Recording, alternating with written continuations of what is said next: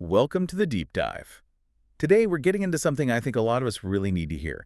It's an exploration of Patricia Spadaro's book, Respect Yourself, The Art of Giving and Receiving. And our mission for this deep dive is, well, it's pretty straightforward. If you've ever felt just completely depleted or maybe guilty for even thinking about saying, no, this is for you, we want to understand the steps Spadaro lays out for balancing our own needs with, all the demands of modern life. It's such a critical topic, and you can tell it's resonated because of the book's reputation. I mean, it's received awards like the Nautilus Silver Book Award and the National Indie Excellence Book Award. Wow, okay. Yeah, and Marianne Williamson even calls Spadaro a magical soul guide. So that tells you there's a real depth here, a spiritual wisdom behind the practical advice. A magical soul guide. I like that. It's fitting because she cuts right to the heart of the problem, which is this subtle dance of giving and receiving. We're all taught to be generous, but the big question is, how do you do that without completely abandoning yourself? Right, without burning out. Exactly. Spadaro really challenges that core assumption that you have to be a martyr to be a good person. Okay, so let's unpack that. Because the foundation she starts with, it sort of reframes the whole problem, doesn't it? This idea that life isn't about either or choices. Right. It's about both hand. We get so stuck in black and white thinking, but she points out that the whole universe operates on paradox, on contradiction. Can you give an example of that? Sure. She draws on everything from the Tai Chi symbol, the black and white swirls creating a whole, to the poet Walt Whitman. Oh, the I contain multitudes line. That's the one. I contradict myself. Very well, then I contradict myself.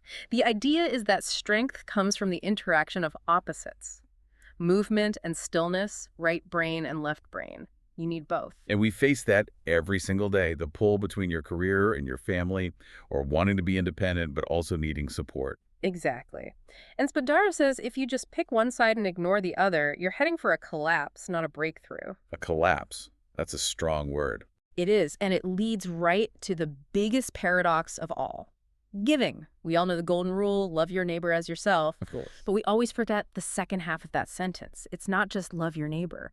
It's as you love yourself. If that self-love isn't there, what are you giving from? So the giving is empty. Or worse, it's resentful. Her point is that your duty is dual. It's to give to yourself and to others. They have to have equal weight. That's so simple, but it feels revolutionary. It just flies in the face. Yeah. This habit we have, this myth of constant motion. The busy is powerful fallacy. Yeah, that if you're not always moving, you're lazy or you're failing. And she shows how physically destructive that is. She uses this really potent analogy from Chinese medicine. Okay. So the idea is that extreme activity creates fire in the body, and this fire consumes your essential cooling agent, your yin. When the yin is gone, you get imbalance. So things like anxiety, insomnia. Burnout, loss of wisdom, all of it. She makes it even clearer with what she calls the kettle analogy. The kettle analogy. Imagine your body is a kettle. The water inside is your yin, that cooling energy. And the flame underneath is your constant activity, your inner intensity. I'm with you. If that fire is too big or it burns for too long, what happens? The water boils away. And the kettle is destroyed. It's scorched. Wow.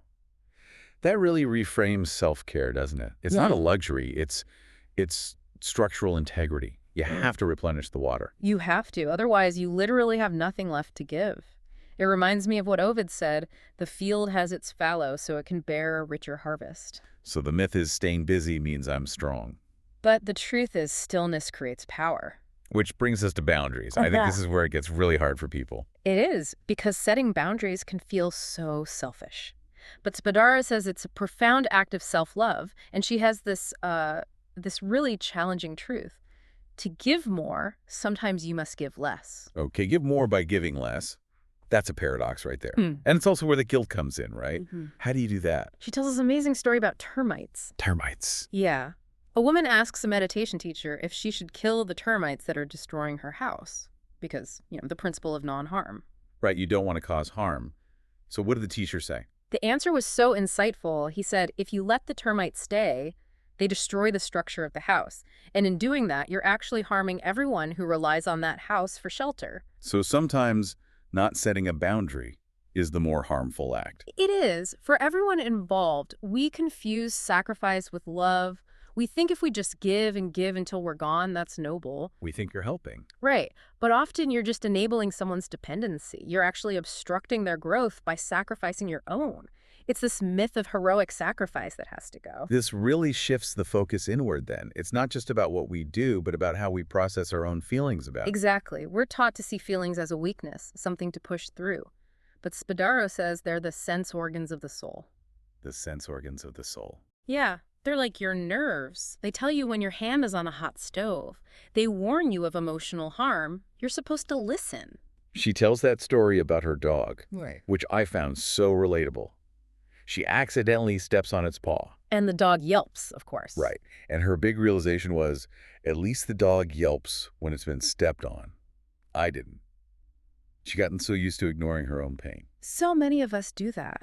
And that awareness is the first step. Once you're listening to your own feelings, you can start protecting yourself from external negativity. Which is her not my shoe principle. The not my shoe principle. It comes from an African proverb. What they call me is not what defines me, but my own answer. In other words, you don't have to accept the label someone tries to put on you. You don't. Think of the Buddha. Someone comes and insults him, and he just asks, if you offer someone a gift and they refuse to accept it, to whom does the gift belong? It stays with the giver. Exactly. You don't have to accept the gift of their insults. You don't have to put on the shoe if it isn't yours. That internal strength is so crucial for the next part, which is dealing with change and endings. Oh, yeah. Endings are tough. A job loss, a relationship ending, it feels like failure. Like you did something wrong. We forget that endings are a natural cycle. Spadaro uses the symbol of the phoenix. Transformation doesn't happen by just, tweaking things. It happens when you willingly enter the fire and are reborn from the ashes. It's a powerful image. And she says to think of endings as a graduation. Sometimes you're like a plant that's become root-bound in its pot. There's no more room to grow. Right. You have to be transplanted into a bigger container with fresh soil to thrive. The ending of the small pot is necessary for the beginning of new growth. I love that. She uses the movie You've Got Mail as an example. She does. Losing the family bookstore felt like the end of the world for the main character. For everything. But in the end, it was just the prologue to a much bigger, more fulfilling life. So all of these things, accepting paradox, setting boundaries, honoring your feelings, embracing endings, it all leads to this final point, right? Finding your own unique voice. Yes. Insisting on yourself, as Emerson said, do your work and I shall know you. It's about self-celebration, not imitation. And the penguin analogy for this is just perfect. It really is. They all look the same in their little tuxedos. Identical. But every single penguin has a unique voice. And that's how parents and chicks find each other in a crowd of thousands. Your unique voice is meant for someone. It's meant to be heard. And it's up to you to build the life that lets that voice come out. The Sufi story she tells about making your own boots. Why don't you make your own boots? You have all the materials inside you, the leather, the nails, the dye. You have to craft the life that fits you. So when we put all this together, what are the big takeaways? How do we actually live this balanced life? Well, the biggest one, the one that unlocks everything else, is forgiveness. Forgiveness. That's a huge one. Because we think that if we forgive someone, we're letting them off the hook. That's the myth. But Spadaro's truth is that forgiveness isn't for them. It is 100% for you. It's about freeing yourself. That's so. Because resentment is a poison. It ties you to the person you hate. She says holding on to it is like drinking poison and waiting for the other person to die. Wow.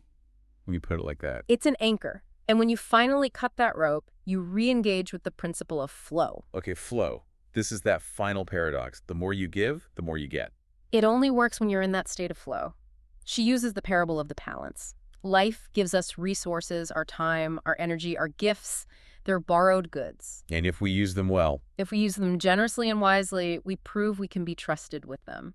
And then more flows back to us, more wisdom, more joy, more abundance. So her final truth is that real success isn't about what we can get and hold on to. Not at all. It's about our ability to give.